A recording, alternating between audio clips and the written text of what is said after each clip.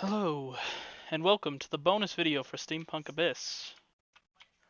So today I'm kind of be talking about a few different things. I figured I'd start with kind of introducing myself, kind of who I am as a developer, how I got here.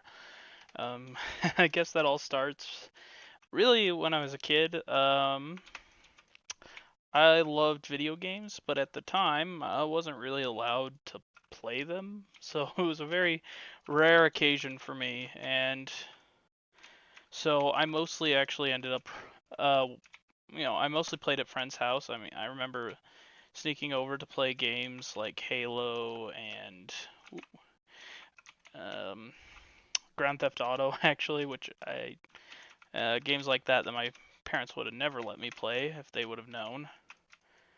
And that's where kind of my love for video games started, was during that time.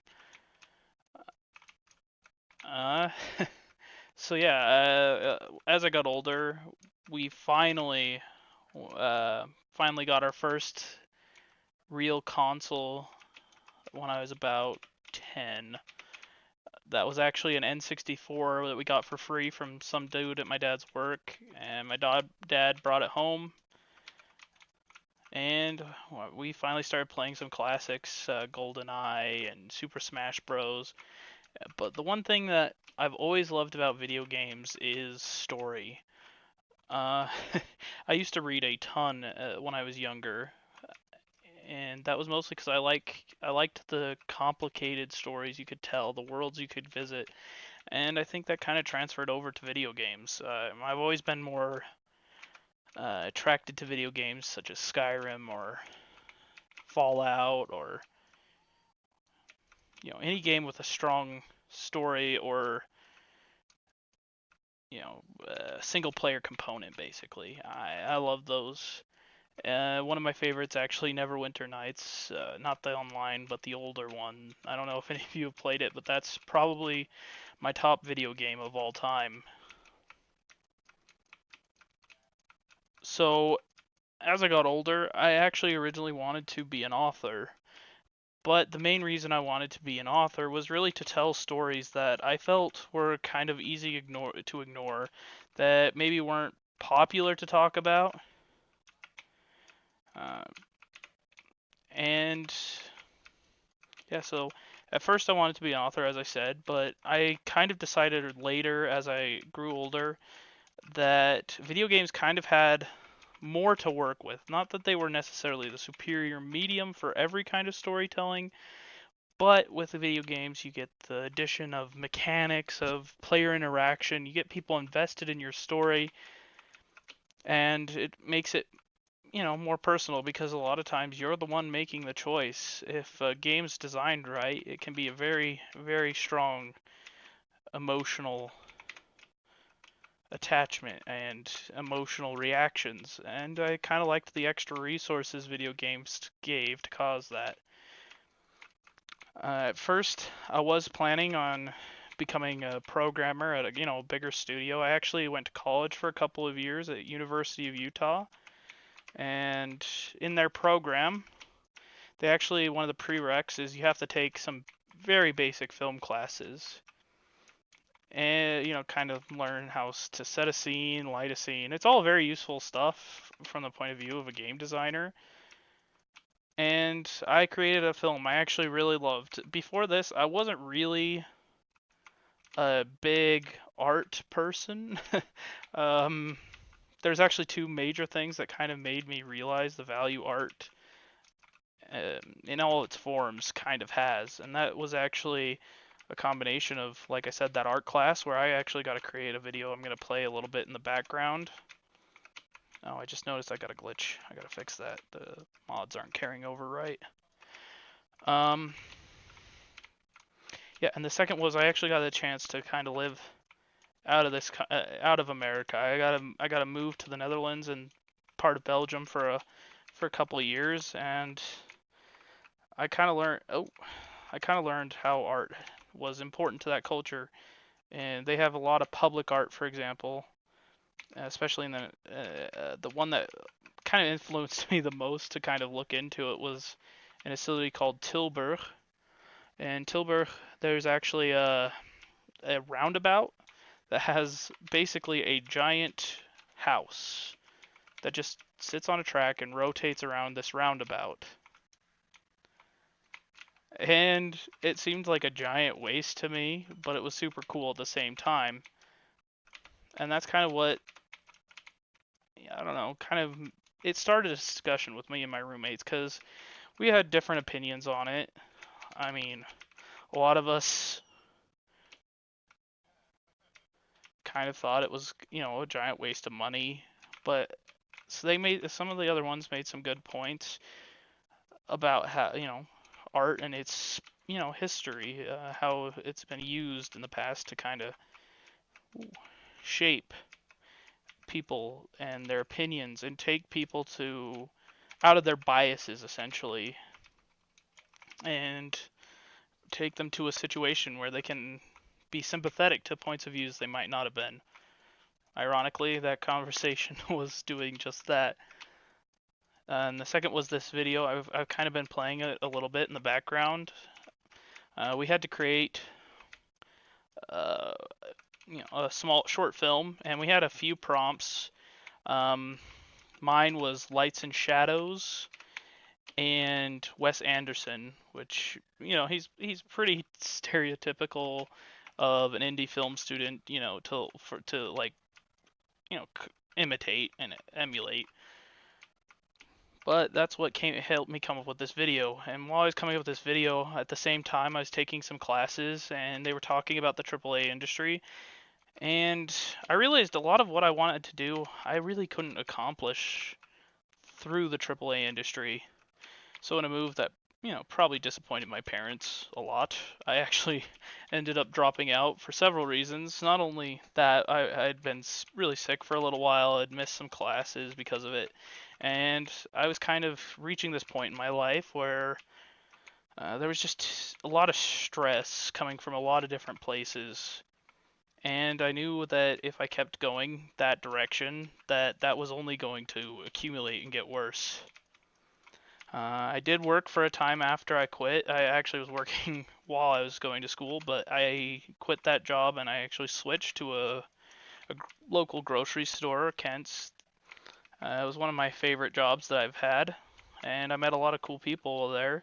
And the whole time while this was going on, including college, I had started to doodle in a notebook, mostly on trains on the way home from school or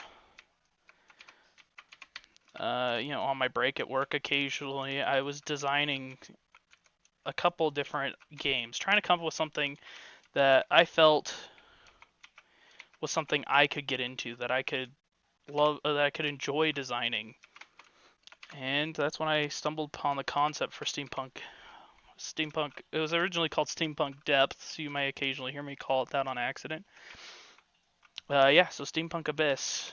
But first, there was actually a couple of prototypes. They more were in the design phase. I did do some rough prototypes, some of them after I started working on this. And I'm going to kind of show in the background kind of what some of these are. For example, the first one I really wanted to work on was an RPG. Like I said, Neverwinter Nights was actually one of my favorite games of all time. I loved the systems it had. It was easy enough to play as a beginner, but there was always new things to find based on how you built your character and what systems you interacted with. It's the closest I've seen to a true D&D style on a video game. Unfortunately, there wasn't much more in that was close. I mean, there's a couple of good games in that genre that I enjoy. I still play occasionally, and I still try to find some good stuff. But I wanted to create my own entry, I guess. So I started with this RPG engine. I didn't get very far because, well, really, the biggest problem with this was it was really ambitious, probably too much for a first game. So rather than wasting, tons of time, I mean, I had just quit my main job. I needed something concrete. So I did another quick prototype. Another one of my favorite entertainment sources of all time is I really enjoy Tron. The aesthetic, especially the newer one, and some of the cartoons were pretty. I liked the way it looked, and I liked the concept of the combat with the discs. So I actually threw together a prototype multiplayer game that was kind of focused on that disc-like combat. I actually don't have a second player right now, and I was planning on doing kind of a little bit of a campaign, but once again I ditched it because it kind of felt the single player component wasn't that impressive when I tried it, and I didn't really want to do a couch, four-player game, because those it's kind of hard to tell stories in that format, and they're really not something that, while they're easy to publicize, they don't usually end up having major impacts. Not that that's not, I mean, there's exceptions, of course, but in general.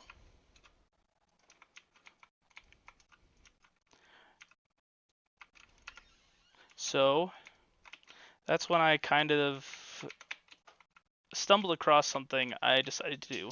I started playing Spelunky. I'd gotten it free from some giveaway, and I really enjoyed the roguelike mechanics to a point, but I found some things frustrating, and I started playing more and more games to kind of get a feel of what I liked and what I didn't like in the genre.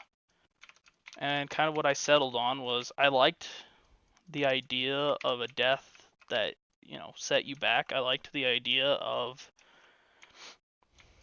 the run based, quick rounds. I liked the idea that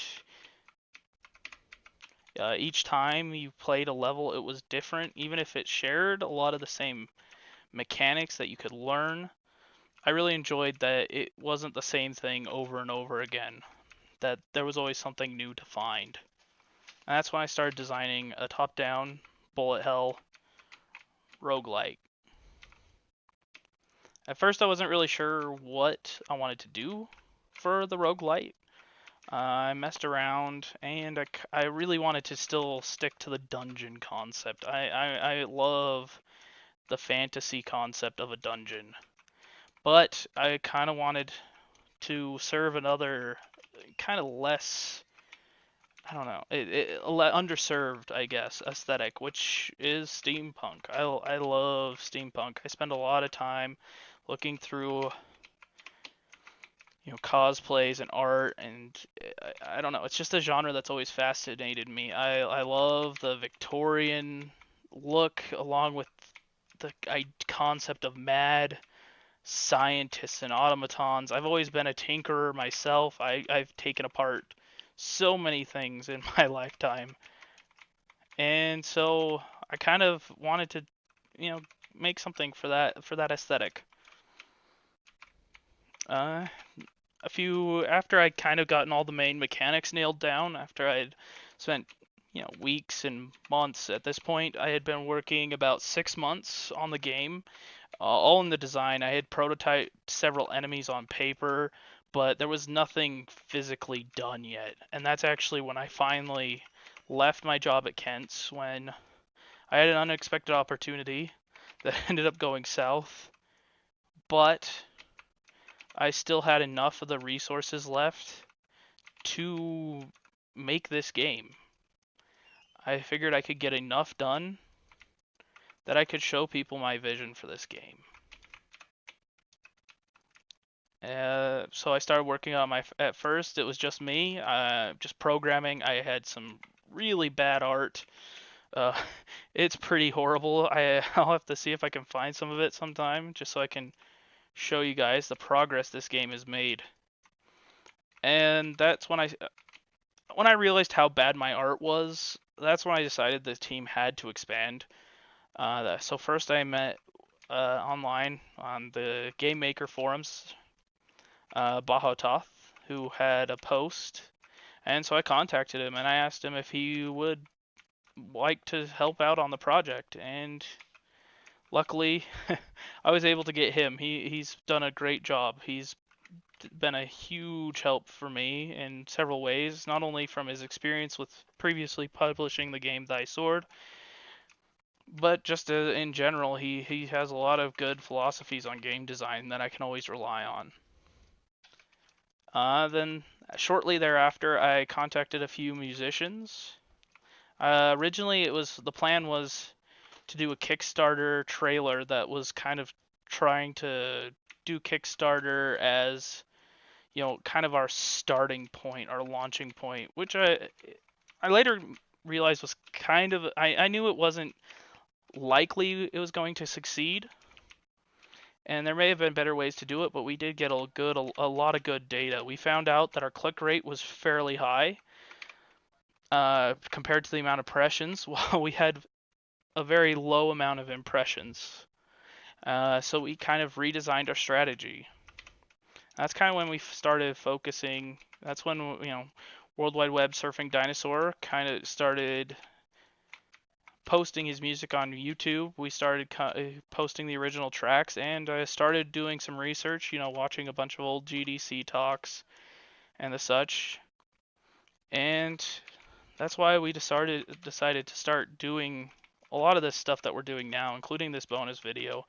Is we want to share where this game is going.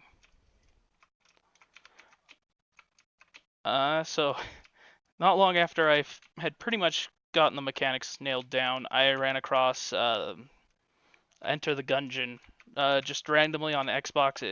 I guess because I'd been playing a lot of those kinds of games, decided to suggest it to me, and at first I was super disappointed. I mean, I knew my concept wasn't totally original, but it gave me a good point to kind of see how these kinds of games work.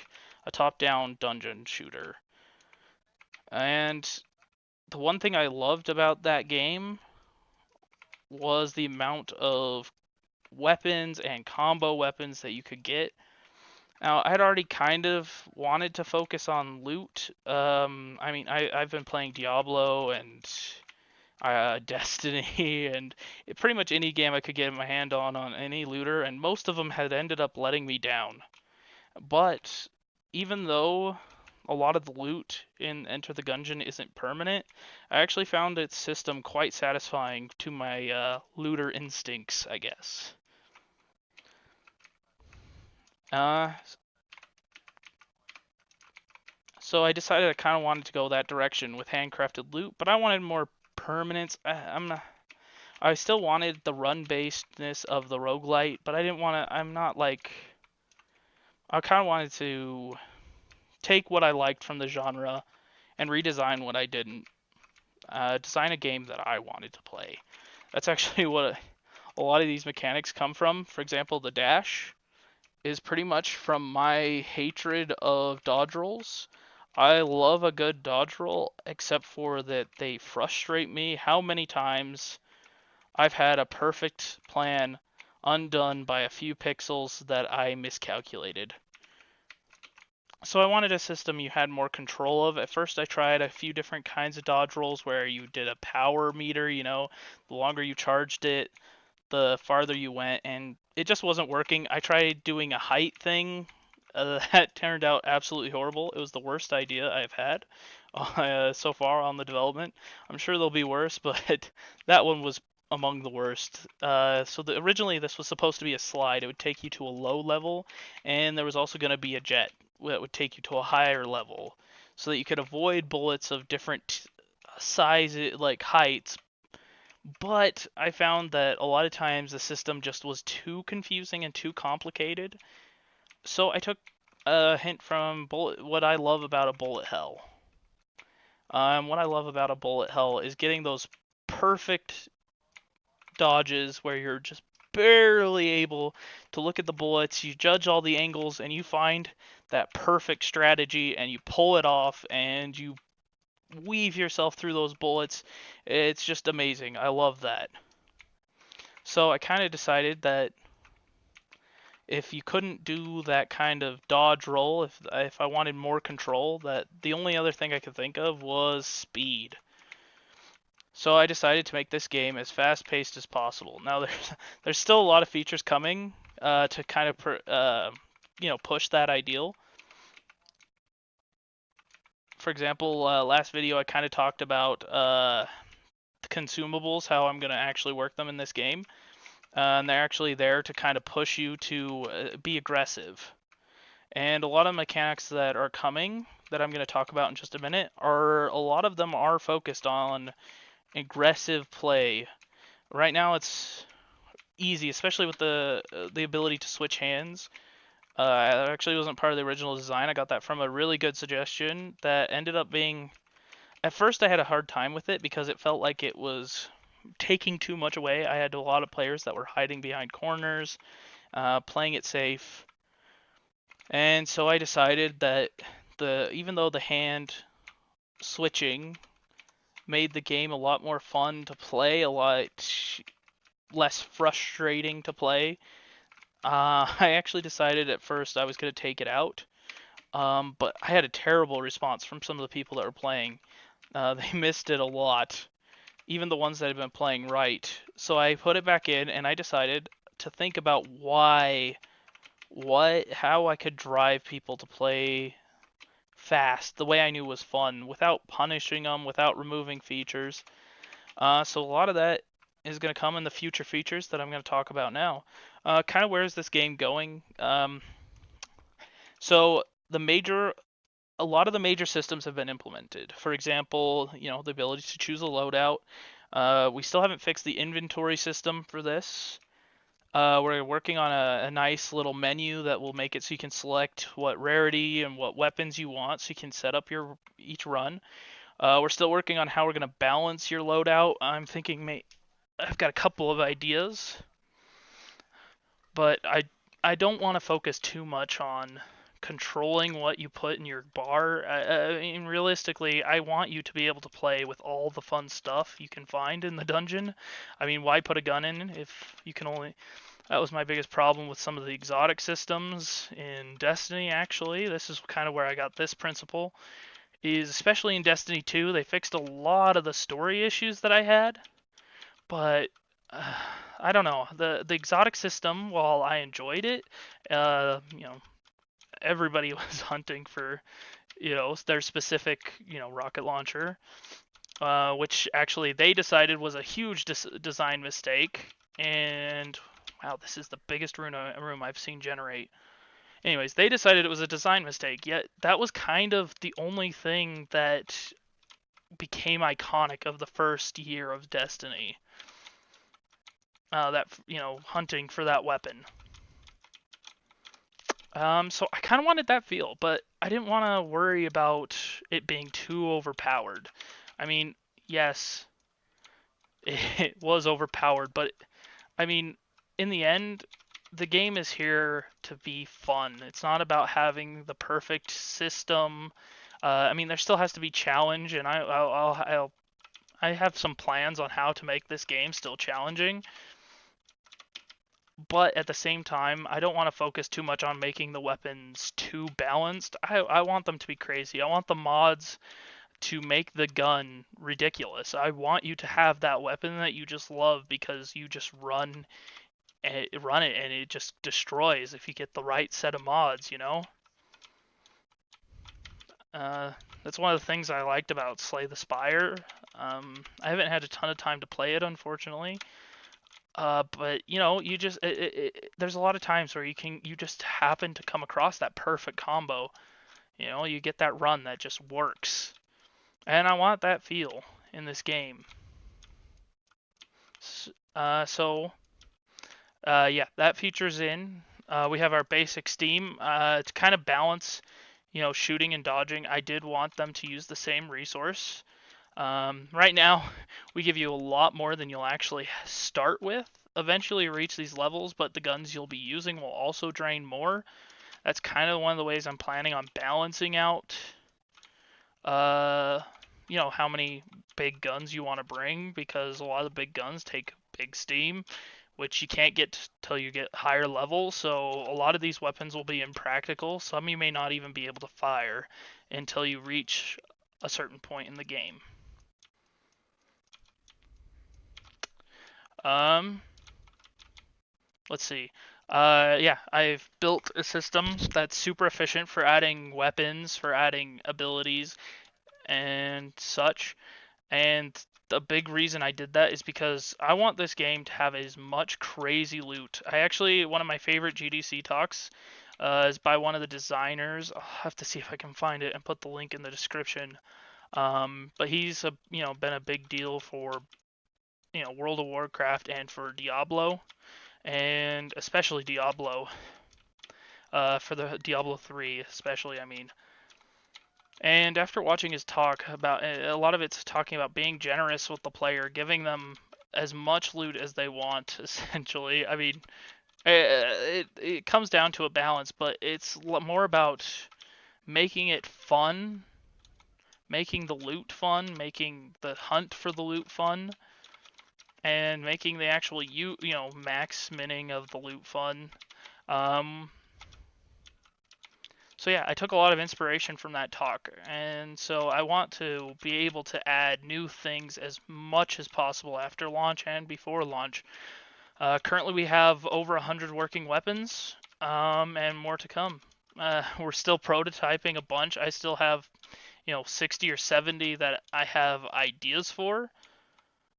And that's not to mention the mod system that can totally change a weapon. What originally may be a gun that lights your enemies on fire could become a shotgun that freezes your enemies and causes them to explode on death. Their explosion due to the ice could cause, shards to damage nearby enemies and possibly slow them.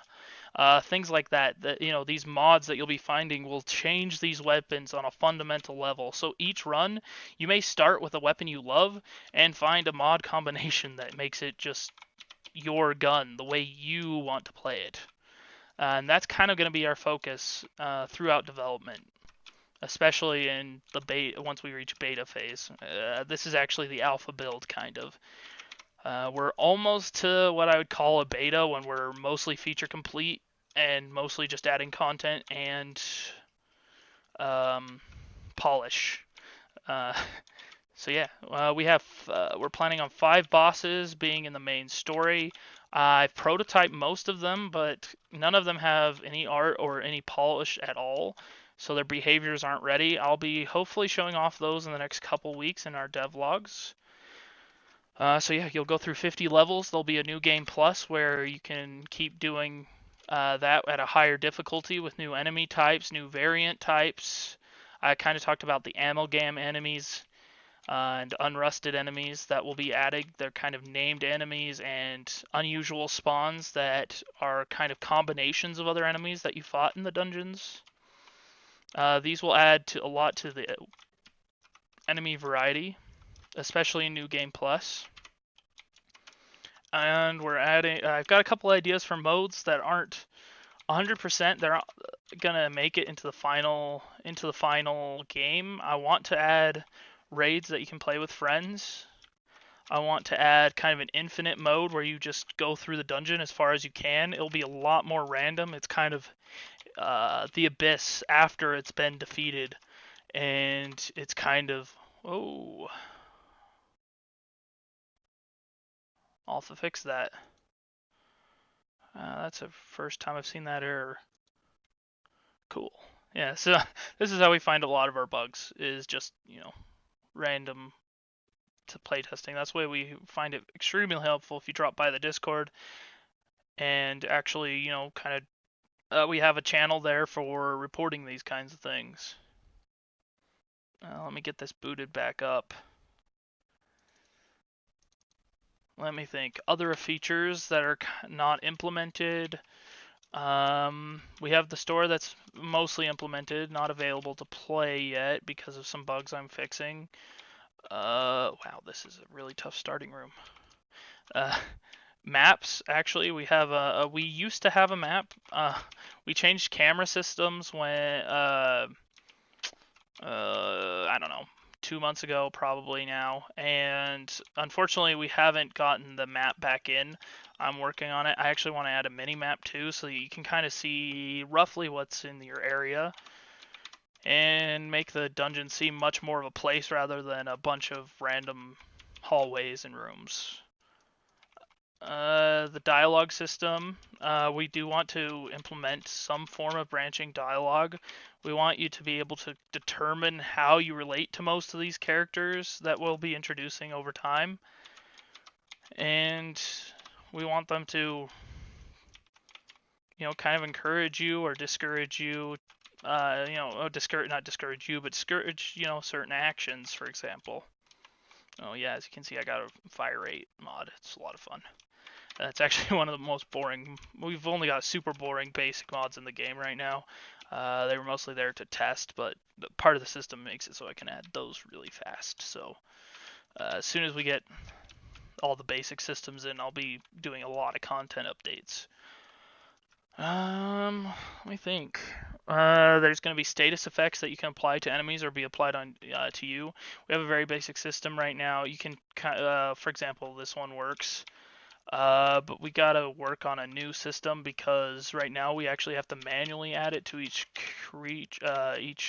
new mob that we add to the game, and we don't want that. So hopefully that will be polished up soon so that we can get that going. So how you unlock new weapons isn't out yet. Right now it saves how many blueprints you've got through your runs, but there's no way to decode those blueprints. So I did kind of take this idea from Destiny, and Anthem and those kinds of games with the loot that decodes after you leave. So there will be different varying rarities of loot that you decode when you get back to base. Then you can add those to your bot at any time. Let's see. Special abilities are implemented. Right now we only have this one available. I do have a couple other ones. There's one that gives you a steam boost in exchange for part of your bar that can be used 5 times at max charge. We're going to be adding ones that, for example, create a giant laser across the screen that destroy, do massive damage, stuff like that. And those actually charge based on base charge rate, based on what ability it is and how dangerous you play. So actually you'll see up here, this is a danger counter. And if you get close to an enemy or a bullet, you'll see that actually goes up. And that actually influences how fast your abilities charge. Killing enemies also contributes to this number, and there'll be a couple other ways to kind of... Oh, these guys are dangerous. They actually can't knock you back yet because of a glitch I'm working on. And this is one of the ideas I got from the Gungeon. I like the idea of cover. I'm going to actually make these so you can push them. You can't keep them with you. You can't attach them to your bot because they're too big. And just for reference, this thing is about twice the size of a normal adult. So these things are pretty massive. These driller bots. Yeah, and we got plenty of new enemy types that I have, in the design stage that'll be coming. Yeah, I think that's most of the major features that you may not have heard of. A lot of the purpose of this video is kind of just for you to get to know me and get to know the project, where it's going. And yeah, if you have any other questions, we will be doing another bonus video soon. Kind of want to focus that one more on the storyline, the history of Steampunk Abyss. I've kind of been sharing that in some of the devlogs, so if you want to check out what we got so far story-wise, just drop by our YouTube. Those ones are mostly shorter with the exception of the newest one. That one was pretty long because of some things I had to fix. And soon I'll soon have a webcam that will kind of help. But yeah, there was some things from the previous log that were a little bit more boring that I felt needed rectified, and a few clarifications of mechanics. So the third one is a bit longer, and these bonus videos will be a lot longer as I'm doing a one-shot format where I kind of write down what I want to talk about and I discuss them as they come up. So yeah, I don't know if these are going to be liked or popular, so let me know if you hate this format, if you think that I should try a much more structured format or if I should introduce some other ways to do this. I'm open to your ideas, so yeah, just drop them below or drop them in the Discord, and I'll be happy to talk to you. Thank you for watching, and I'll see you guys all Friday with with Steampunk Abyss Devlog 4. Got some exciting changes. I can't wait to show you.